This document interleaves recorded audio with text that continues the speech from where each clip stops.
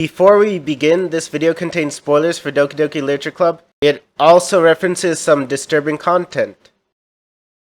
Alright, so we are doing a Iceberg video on Ddlc Literature Club. For those of you who do not know what that is, it is when you take secrets in a fandom and then arrange them on a picture of an iceberg on different levels so that the more superficial stuff that people know is at the top while the deeper stuff is harder to find out stuff. Now, first I'd like to thank Suchti on Reddit who made this iceberg. I did not actually make this meme. And I would also like to thank this page, I don't know how to pronounce your username, sorry, who posted explanations on some things which I didn't know about.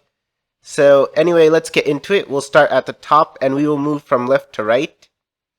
So our first entry is just Monica. This is a catchphrase which is repeated in the game several times at several points, symbolizing that Monica has taken over the game and she wants you to choose her. The next entry is Mon Ika. What happens is in the game, Natsuki talks to Monica and the other club members about how she's looking forward to the club festival and stuff to eat there, including fried squid. And Monica says she doesn't like fried squid that much.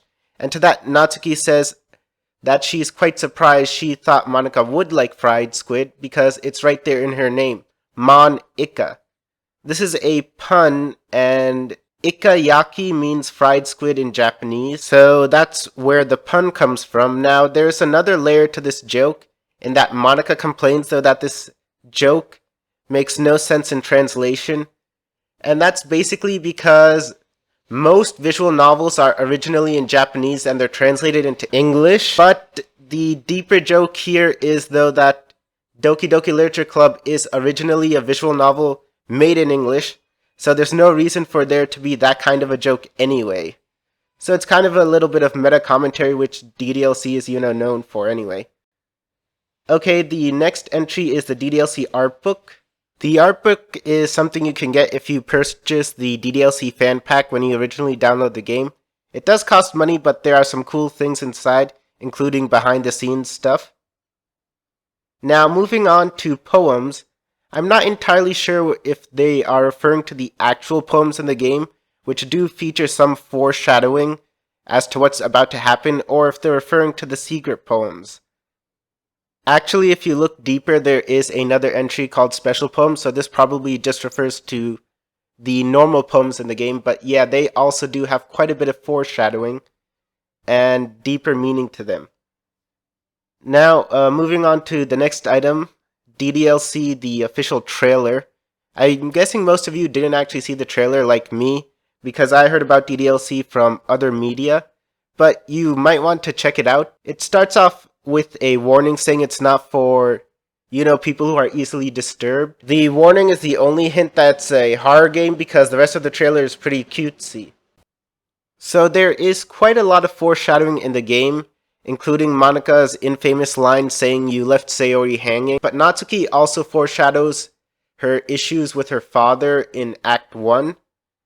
And once again, there are the poems. Now the next entry is r/DDLC. Since this entire list was posted on Reddit, I think this is kind of a joke or a meta reference, but basically, yeah, there's a lot of stuff you can find on Ddlc Literature Club on Reddit.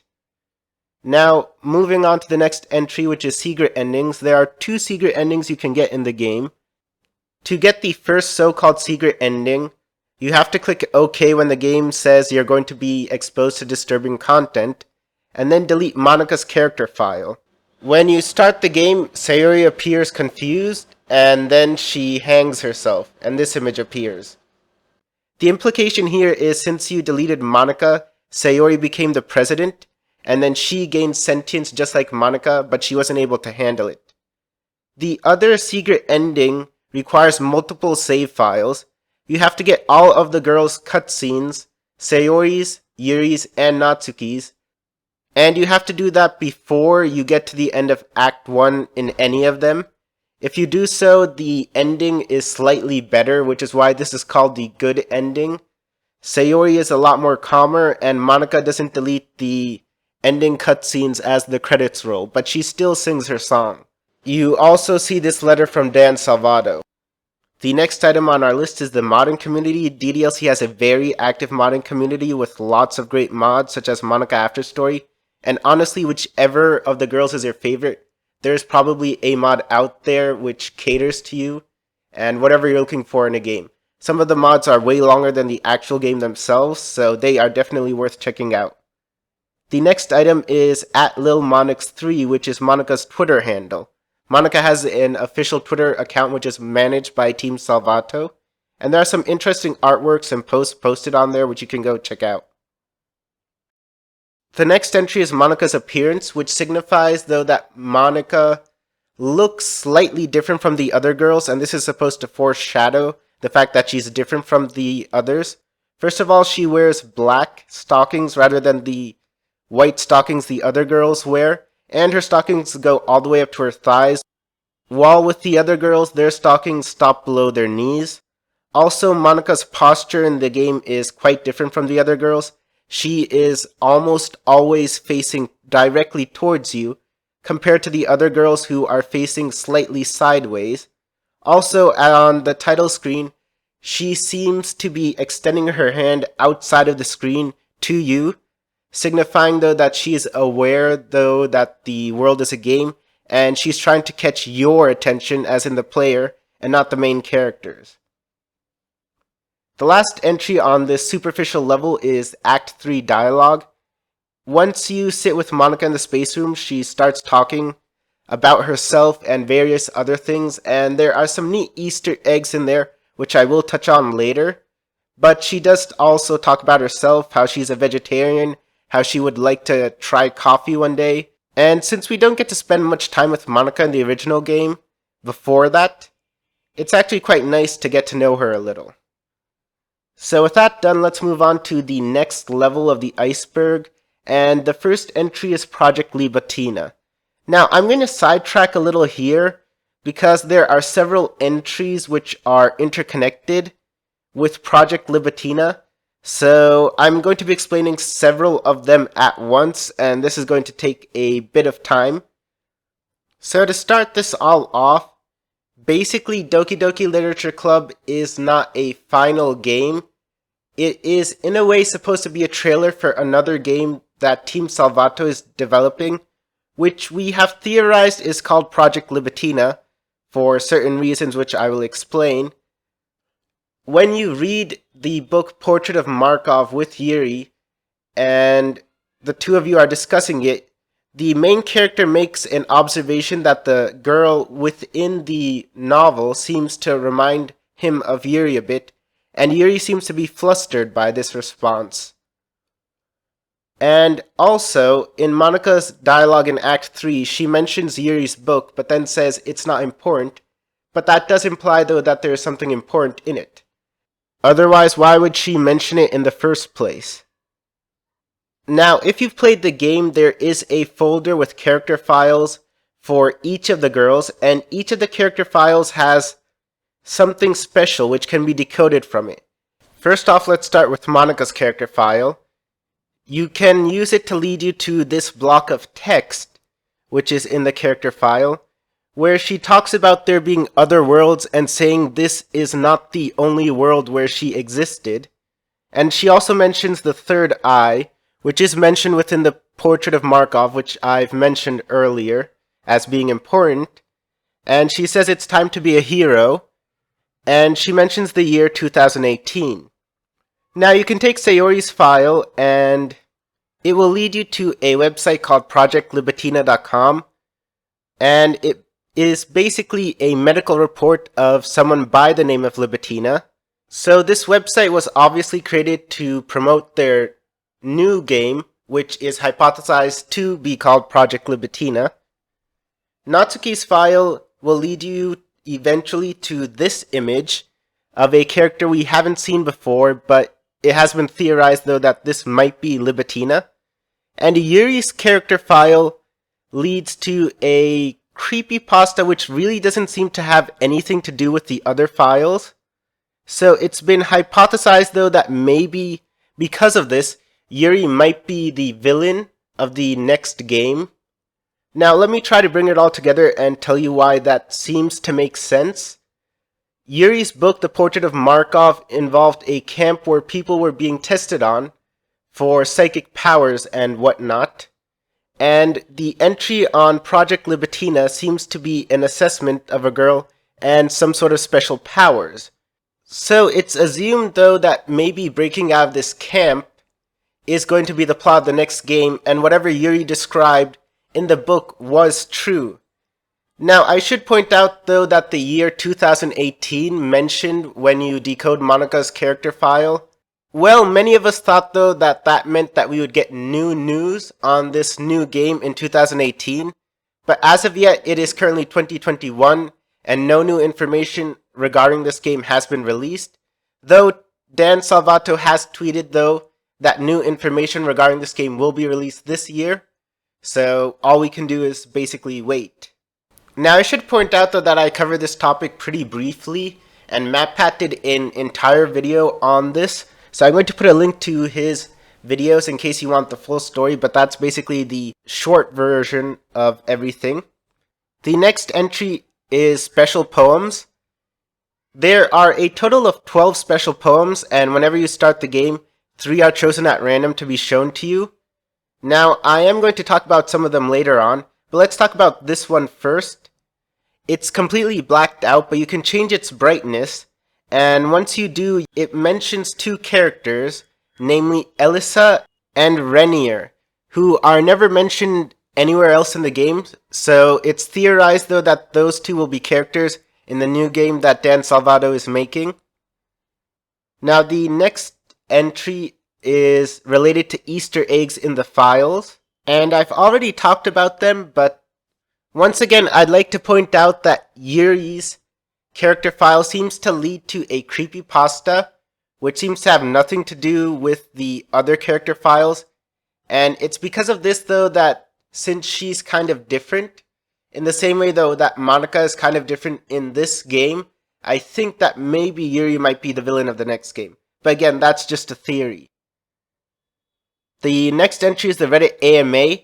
Dan Salvato did an Ask Me Anything, which is what AMA stands for those who don't know, a while back, and I will include a link in the description to that. You can read it. DDLC Plus was a project in which Team Salvato was trying to port DDLC to various platforms, officially, by the way. There are some fan ports out there, but ultimately DDLC Plus has never come to fruition. The next entry is of course related to this, regarding unofficial DDLC ports. There are quite a number of fan ports for DDLC on different video game consoles. I have even made a video on one of them, and I believe there's also a working DS version. The next entry says, though, that Natsuki doesn't die, and this is a theory because while Natsuki's character file is deleted, she does not have a death scene in-game. It seems that Monika simply gets rid of her. So it has been theorized, though, that Natsuki didn't die, she was just deleted directly. The next entry is regarding the keychain changes. The keychains which you can buy on the official store have changed in design over time, which you can see here. The next entry is Monika's Jumpscare. If you play DDLC and you have a recording software on, there is an extra bit of dialogue during Act 3, in which she'll say, "Oh, you have a recording software on, and I bet other people are watching." And she makes it seem as if there's going to be a jump scare, but then nothing happens, and then immediately after this picture comes up. So that's a jump scare you can only get if you turn on a recording software and try to play DDLC. So if you've seen a DDLC playthrough on YouTube, you probably know about this already. The next entry is regarding the Steam page, the official DDLC Steam page, where you can read some very funny reviews regarding the game. Next, we have all issues were only amplified. This refers to the fact, though, that Monika says, though, that all the other girls had issues in the game originally, and she just made them worse. Namely, Sayori was already depressed, and Yuri already had problems with self-harm. And what Monika basically did was she amplified those, but they were always there in the first place. The next entry says 2018. Basically, This refers to what I've mentioned earlier in Monika's character file, that the last word is 2018, signifying though that something important was supposed to happen in 2018, which was the year after DDLC was released, but nothing important ever did happen, so, well, you know. The next item on the list says Monika plays the BGM, or background music. Essentially, in any scene where she is present, the piano is playing in the background music. So it's theorized though that she's the one who's playing the piano in the background music, since we know she actually does like to play piano, or at least she's trying to learn in the actual game. The next item is anti-cheat. Monika deletes all of your save files after the events of Act 1, but if you try to put in the save files back in the game during Act 2, she'll chastise you for cheating. And with that, the next level of the iceberg is done. In other words, it's time for us to go even deeper. The first item on our list is beta designs. You can see the beta designs here for the characters originally. Most of them look the same, but I have to say Sayori I kind of didn't recognize initially, so she looks kind of different from her final design. The next item says MC isn't a character. A lot of people theorize though that this is true, mainly because the MC does not have a character file like the other girls. Also, in his AMA, Dan Salvator said he doesn't view the MC as a character, but rather as a conduit for the player. So I guess this is official. The next entry says PM died for this. In Act 2, you can occasionally get that message when you boot up the game instead of the normal message saying the game has disturbing content. PM stands for Project M, which was a Super Smash Bros. Mod that Dan Salvator was making, or at least working on. And it basically is telling you though that Project M was not finished because he was working on DDLC. Okay, so now the next entry is Monika's Chibi in Act 2. Monika does not have a Chibi sprite in the poem minigame selection because she is not a romance option. But sometimes in Act 2, you can see her sprite jump up from the bottom of the screen when you pick a word. The next entry is regarding Monika's poems. I've mentioned this before, but Monika's poems in particular have a lot of foreshadowing in them regarding what's about to happen later on in the game. The next item refers to unused content. There's quite a lot of unused content you can find in the game files. For example, this little facial expression of Natsuki, which was never used in the game.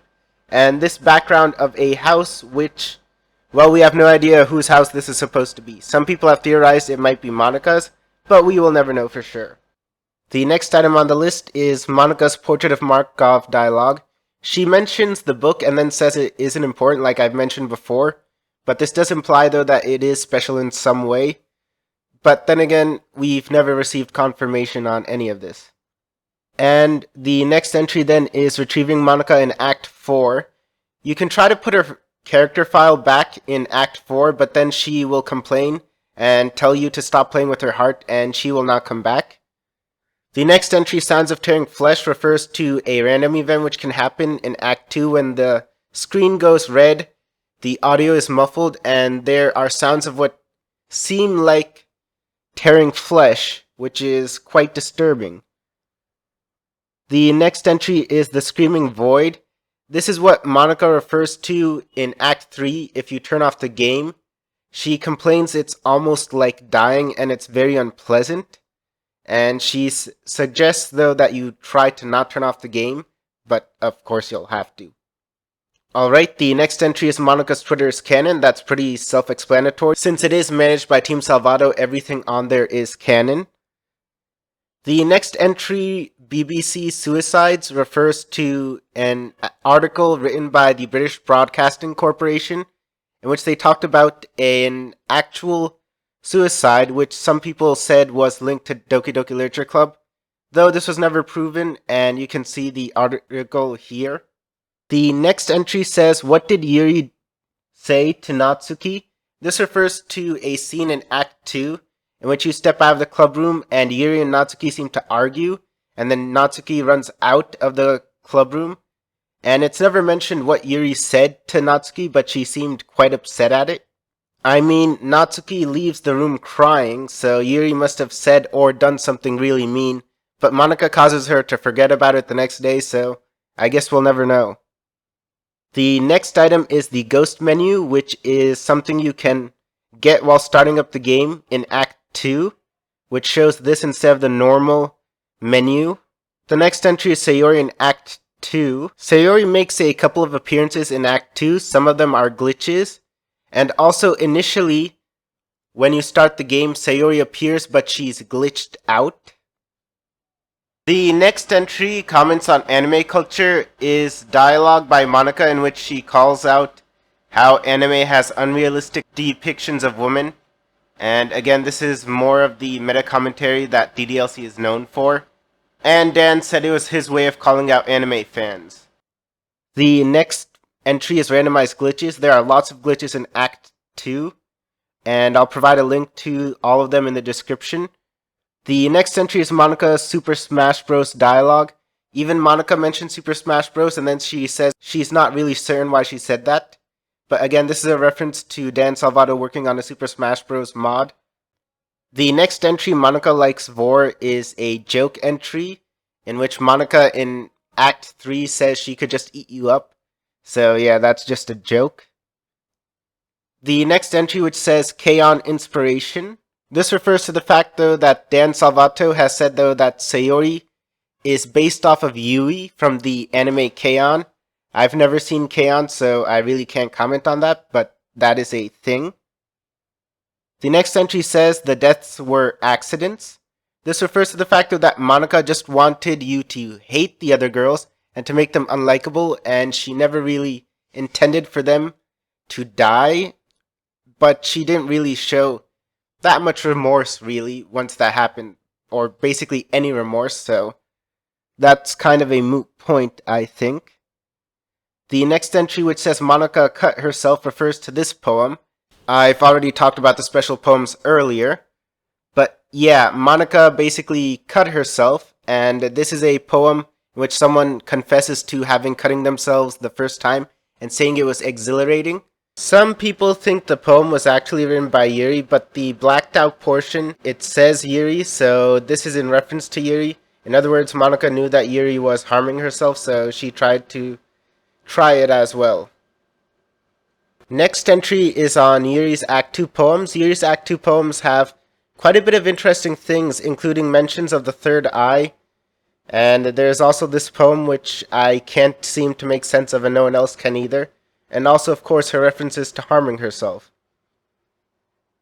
The next entry is the Hidden Creepypasta, which is in Yuri's file, which is a creepypasta Dan Salvato apparently made in 2015. Like I said earlier, it doesn't seem to be related to Project Libitina. It's a story about someone describing how they want to kill someone just to see how it feels like, and you can go ahead and read it for yourself. The next entry says, time to be an effing hero.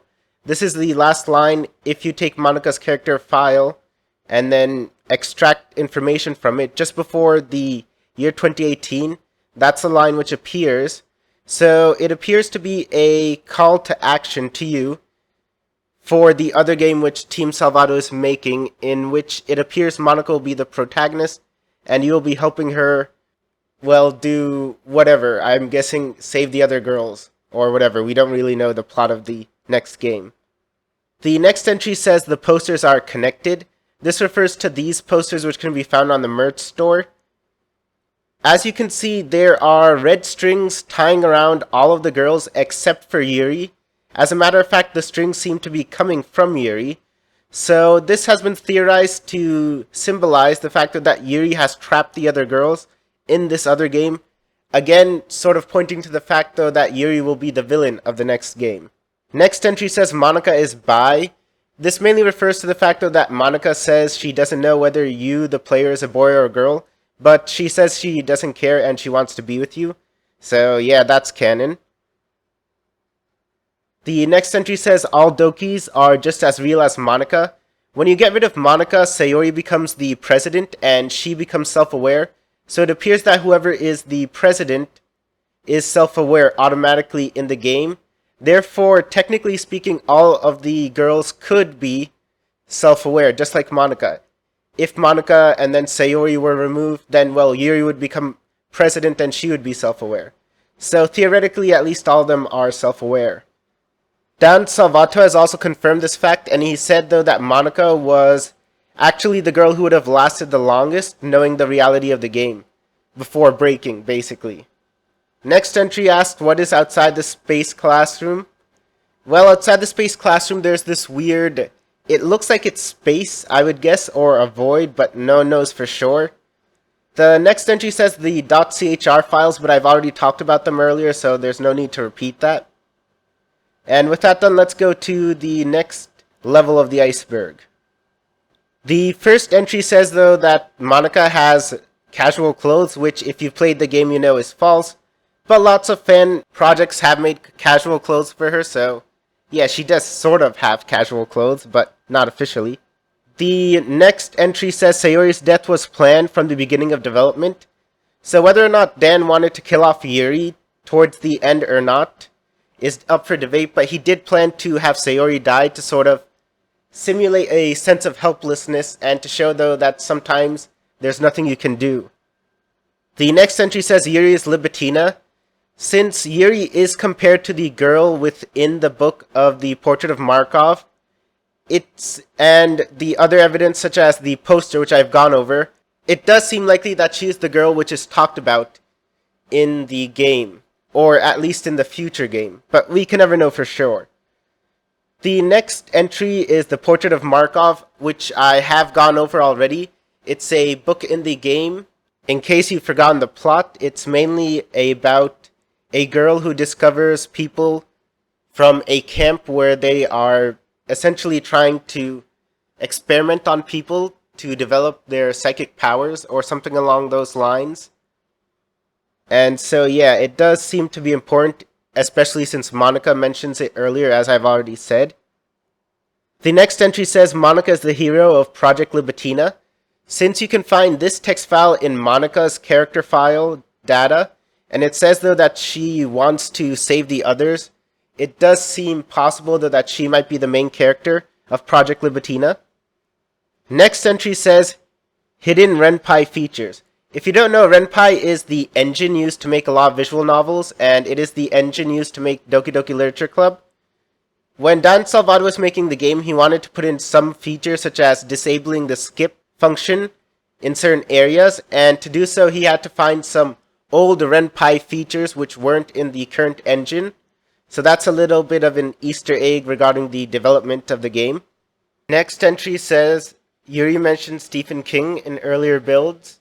This is true, and it was mentioned by Dan Salvator regarding the development of the game, but he changed it so that Yuri would mention liking horror instead. In case you're unaware, Stephen King has written several horror books, including It, which was adapted into a movie. So this is still in line with Yuri's character. Next entry says, Who Giggled? This is a reference to a secret poem called Can You Hear Me?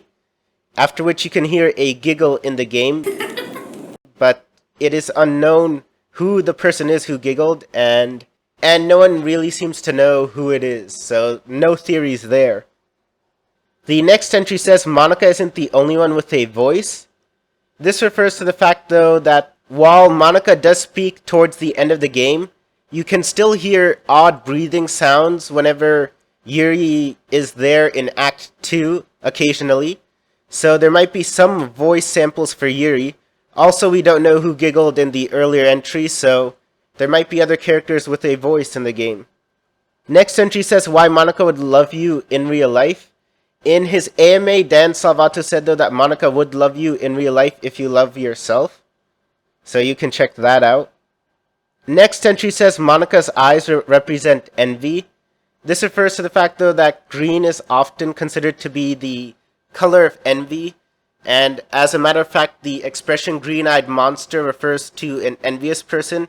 And Monica is kind of envious of the other girls because they do get their own routes, and she doesn't. The next entry says third eye. Now, the third eye is mentioned several times in the game. For example, it's mentioned in Yuri's Act 2 poems, and it is also mentioned when you decode Monica's character file. It's a concept which has existed before DDLC. It refers to well, you know how people have two eyes. It refers to a third eye, usually drawn on the forehead, which is supposed to be able to see into the spirit realm, or essentially grant you supernatural powers, which is a subject of Project Libitina and of the Portrait of Markov. The Portrait of Markov also has an eye on the cover, which may also refer to the third eye. The next entry says ARG, and ARG is an alternate reality game. It is essentially a type of project which uses real media in order to communicate a story. And lots of DDLC mods have them, including DDLC The Good Ending. So, yeah. ARGs are also mentioned in the Reddit AMA thread, and you can read that link in the description. Next entry says Yuri held the wrong knife. Basically, when Yuri stabs herself, she is holding a kitchen knife. Though Dan Salvato says it's supposed to be a designer knife and it shouldn't be this. So this is an art error. Also, this isn't the only art error involving Yuri. If you'll look at the title screen, Yuri is drawn with two right feet, which is kinda odd. The next entry says WarioWare Touched samples. WarioWare Touched was a game for the Nintendo DS, and Dan Salvato took several sound effects from that game and spliced and mixed them together. There's even a video which he made in which he altered the sound samples, and some of these were used in DDLC. The next entry says Portal Inspiration. Basically, the game Portal inspired Dan Salvato to make music for the end credits of DDLC. He mentions this in his AMA. And with that, we are now at the deepest level of the iceberg, so let's go through everything here. The first entry says, which ending is canon? Dan Salvato in his 3-year anniversary livestream said though that technically any of the endings could be canon. The good ending or the normal ending, or even if you install a mod, though any ending in that mod could also be canon, since the game is supposed to take place on the player's computer, so all endings are canon apparently. The next entry says Animal Crossing Wild World inspiration. Animal Crossing Wild World is another video game, and Dan has said that Animal Crossing was his main inspiration for the music, and he refers to the fact that every character in Animal Crossing had their own theme, which is why in DDLC the 4 girls have their own themes as well. Next entry says Monica/Ravel Puzzlewell Connection. This refers to a game called Planetscape Torment, where there is a character called Puzzlewell who exists as various forms, and part of her lore is though that she also exists in other games. And some people have said though that Puzzlewell's personality and her abilities seem to sort of match Monica's, so maybe Monica is an incarnation of Puzzlewell in another game. Of course, the person who made Planetscape Torment isn't Dan Salvato, so this really isn't canon, but it's a fun fan theory. The next entry says that Monica owns a PS3. If you check this image on Monica's Twitter, you can see in the corner a PS3 controller, and since Monica's Twitter is canon, and this is basically an image of Monica inviting the other girls for a sleepover, that means Monica owns a PS3. Next entry says Natsuri Is Canon. Natsuri is basically a name given to Natsuki and Yuri by people who think they should be a couple, and Dan Salvato has joked in a convention that Natsuki and Yuri hang out outside the club and may or may not have kissed, but this is basically a joke entry. I don't know how serious this is. The last entry says real life inspiration. Dan Salvato has mentioned that people who struggled with depression in his own life were the inspiration for him to make DDLC. And, well, that's it. With that, the DDLC Iceberg is complete. Thanks for watching. I should point out, though, that I wasn't able to touch on everything I wanted, because I didn't want this video to be like 2 hours long. but there are links in the description of this video for anyone who wants to go deeper into any of the topics. What I did with this video is basically I touched upon everything at least superficially, but if you want you can go deeper. So again, check the links in the description. And lastly, thank you all for watching. Since I probably won't be able to monetize this video, I have a request if you liked it to share it with anyone else you know who might like to watch it, because YouTube probably won't recommend it either if it isn't monetized. So yeah guys, thanks for watching. Do leave a comment, do leave a like. If I've missed something or you think something can be added, you can write that out in the comments. And don't forget to subscribe for more Doki Doki Literature Club content.